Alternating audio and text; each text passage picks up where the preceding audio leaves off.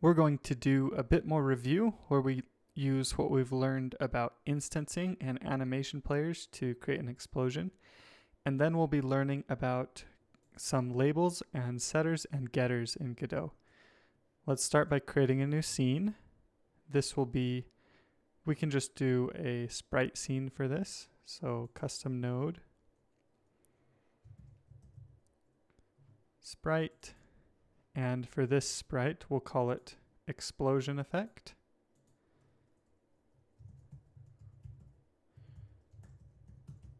Just like that. Now, we'll get our explosion texture over here.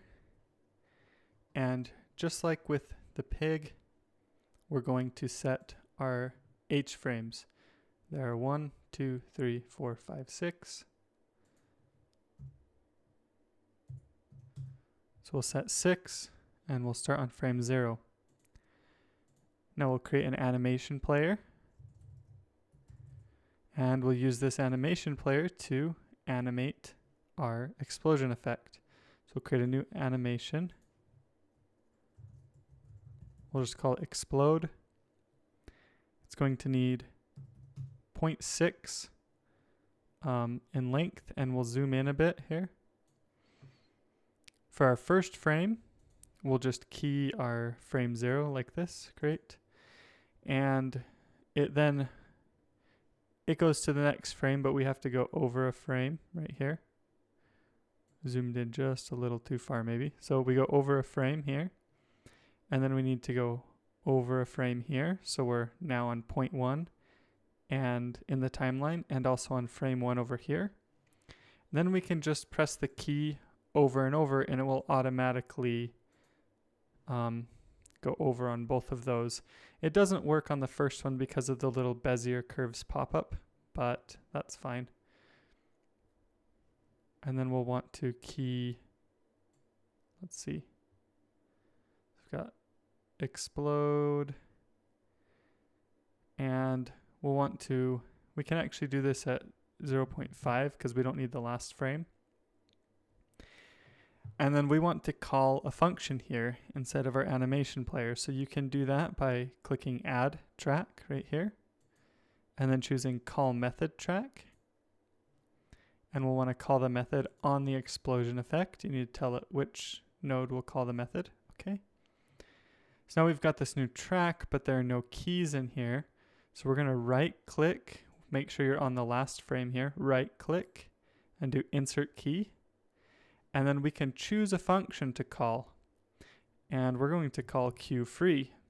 If we just start typing queue_free will show up. And there we go. You can see now it will call queue_free when it hits this last frame. So this effect will be destroyed. We'll be doing this quite often when we make effects. Now we're going to click right here to make sure that this animation plays automatically once this explosion is added to the room. So if we run just this scene, you can see the explosion effect happen up here, and then it's freed from the room. If we go to remote inspector, there's just a root. There's nothing else here. Now we need to give our enemies access to the explosion. So come into, oops, that's the enemy spawner. Come into the enemy.gd. Well, just open up your enemy scene down here. Then click your enemy.gd. We're going to do const explosion effect equals preload.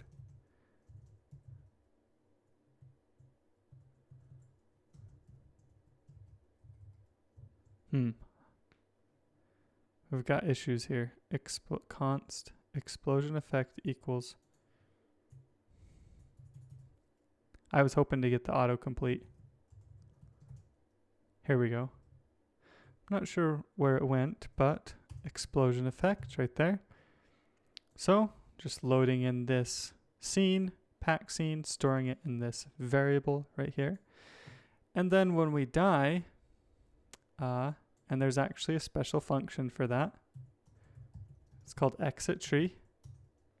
We can create the explosion effect at our current position. So we'll do var main equals get tree dot current scene. So we'll get the main node.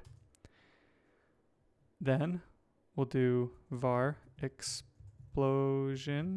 effect equals explosion effect dot instance main dot add child explosion effect. Make sure you do lowercase 1. Let's get rid of the output here.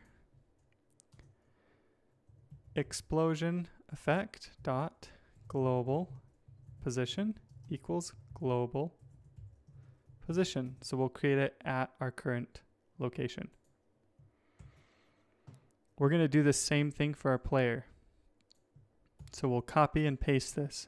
And eventually we're going to get into inheritance, and this might be a good spot for inheritance to have a base ship scene that has,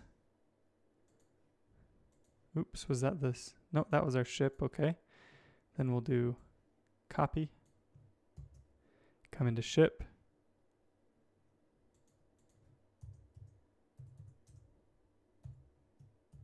paste, there. Now our ship and our enemy both create an explosion when they die at their current location. And like I said, this might be a good spot for inheritance. So later on, we'll be learning more about inheritance, and we can solve the problem of copying and pasting code using that. But now when our enemy is destroyed, it creates the explosion effect, and that adds quite a bit of polish. Now we're going to be creating a label. So come to our world scene, click 2D, click on the world, click 2D. We're going to create a custom node here, label, and this will just be called score. And we can set this to score equals 0. And I'm going to drag this label and stretch it all the way across the room like this. And we'll set the layout right here to top wide. And that just means if we stretch the screen, it will continue to try to be across the entire screen, no matter how wide the screen is or how tall the screen is. It will continue to apply this label across there. We're going to do a horizontal alignment of center. And you can see this doesn't look very good, obviously, because it's using this built-in font, but we'll be adding a custom font to it later. For now, we just want to be able to update this when the player gets a kill, when the player kills an enemy. So we can do this by coming into our enemy right here and creating our own custom signal. And this isn't very hard to do. Just come down, you write signal, and we'll call this killed by player. Or maybe we'll just call this score up. Score up. That's better, I think. And inside of our enemy right here, when our armor is less than 0, that means, because our enemy can actually be destroyed in different ways, right? The enemy can be destroyed by going off the edge of the screen because of our visibility notifier. But we only want to up the player's score when the player kills it, and that's using the bullet right here. So inside of here, we can then emit our signal. Emit signal, score up. That is not what I was trying to do. Score up like this, okay? So we're going to actually create a script on our world here. And this script is going to save our score for now. So we'll say var score equals 0, like this. And then we'll want to be able to change this value right here when an enemy dies. So we've created our signal right here, and there's a couple things we can do here. We could just access the world directly by accessing the root node and making sure it's a world. And that's not a terrible way to go about this. We're going to try using our signal here, but we'll have to connect the signal manually as well. So we'll create our ready function, and then we'll do var main equals get tree dot current scene. So that gets access to the main scene, right? Then we can say connect. What signal do we want to connect? Score up to which target audience do we want to connect, or target node do we want to connect to? We want to connect to main, and then we want to call a function in main. So we'll do on enemy score up, and this is the name of the function, and we'll create this function on the main node. But we only want to do this if the main node is a world node. So we can do this in a few different ways. You could use a group and check to see if the world node was in that group. We could do it with a type check. Let's try doing it with a type check. I'll show you guys how to do that. So we can say if main is, and then I think you just do load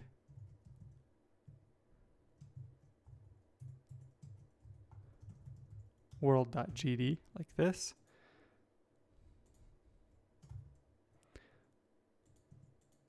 Like that. And it says is test operator is not a type, so not a native type nor a script right here. So what we'll do instead is we'll come into world and we'll actually give it a class name. World. So class names are something you can do inside of GDScript.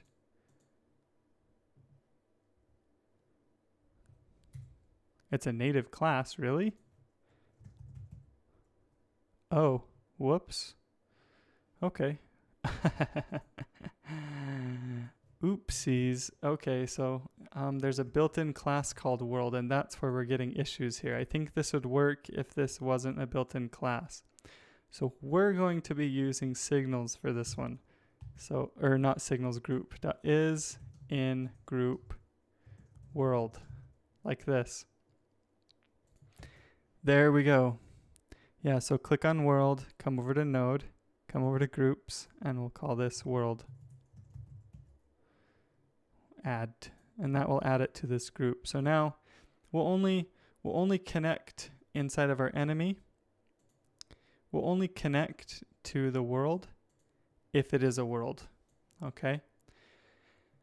So we're signaling up to the world to say that we need to up the score. So let's actually copy this function, come into our world script, and we'll add a new function here with this name. And we'll just say we can get access right here. We can set our score. So score plus equals 10, right?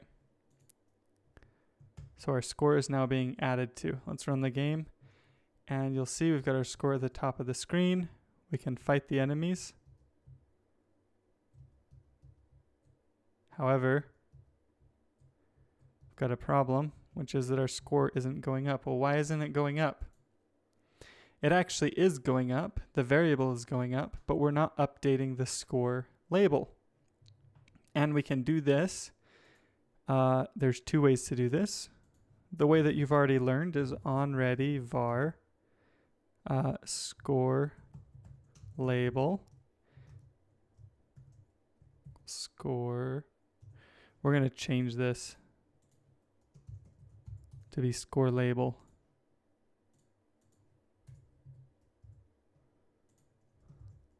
Score label. And then you can just say score label dot text equals score equals and then score, like this. So what we're doing, we're setting, we're updating the text of the label node to represent our new score. And you can see this works, and this isn't a bad way to go about it. But what if something else changes the score? Oops, we actually have an issue here. Oh, we have to do, we have to convert our score to a string, because we can't add a number. This is a number, right? To a word. So we have to convert it to a string. There we go. And perfect. Now our score should increase, and that works great. The problem is, what happens if you want something else to increase the score? Well, then you also have to get access and change it again. But there's a magical thing in Godot called setGet, where you can create a setter and a getter function for a variable. And we're only going to be creating a setter, set score. So you write this keyword after the variable, and then you write the name of the function you want. And then you come down here and you make that function set score, and it needs to have a new value that you pass in. And all you have to do here, well, you can do whatever you want, honestly, but you'll want to do score equals value generally. So now whenever we alter the score, it will run this function, and it will automatically run the function. No matter where we alter the score, it will automatically run this function. So the benefit of that is that we can do more than just update our score variable like this. We can now also set our score text like this. So now when we change our score right here, it will actually run this function, update the score, and also update the text of the label magically. Now there's a problem here, and I'm going to show you guys what that is. It's not a problem, it's just the way setters and getters work, and it makes a lot of sense if you think about it. Our score isn't updating. And the reason is because in order to activate your setter, if you're inside the same script with the score variable here, like this, you actually have to call self.score plus equals 10.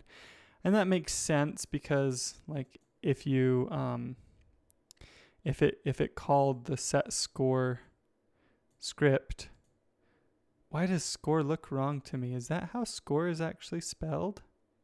Holy cow, it looks really, really terrible to me. You know how that is sometimes when you have a word that you see and it just looks like it's spelled terribly wrong? I'm pretty sure that's right, but it just looks weird to me right now. But if this called this, then we'd end up with a looping function, right? Set score would then call set score again, and it would loop infinitely. So because of that, I'm guessing that's the reason. You have to use self.setScore out here whenever you set it. However, if we were inside like our enemy or inside the player and we called set score, then you wouldn't need to say that. It would just, you could just set the score and it would automatically run this still. And we can see this is in action now. And there we go. Our score is now updating. So that's pretty fancy how if you just set the score, it will automatically update it. And I think this was a good example of how to set up a custom signal and connect it and whatnot. But I think for this game, we're actually going to remove our custom signal. And instead of connecting it here, we'll just do main.score plus equals 10, like this. This way I can show you how the setter works. And we can remove the emit signal right here. Oops. Actually, if we remove the emit signal, what we have to do is copy this and paste it right here. And we have to do this. We have to say get the main scene. If it's in the group world, add to the score. Then we can get rid of this. Save. We can come into world and get rid of this. All we need is the setter and getter now. Okay. So let's look at the code. Inside of our world, we've got a score variable with a setter and getter and a set score. And when this score is updated, we update the score label, just like this, using the setter. And it's magic. It works like magic. It just calls this function whenever you change this variable, okay? And we come into the enemy. All we have is inside of if armor is less than or equal to 0, we get access to the main node. We check to make sure it's in the world group, and if it is, we add to the score main.score plus equals 10.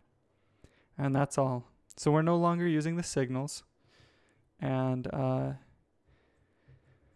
it breaks my rule a little bit because I generally recommend signaling up and calling down. We're technically calling up, right? We're getting access to the main node and then calling, well, we're not calling a function, but we're adding to the score from the enemies. And there are better ways to do this, and I'll be teaching them to you.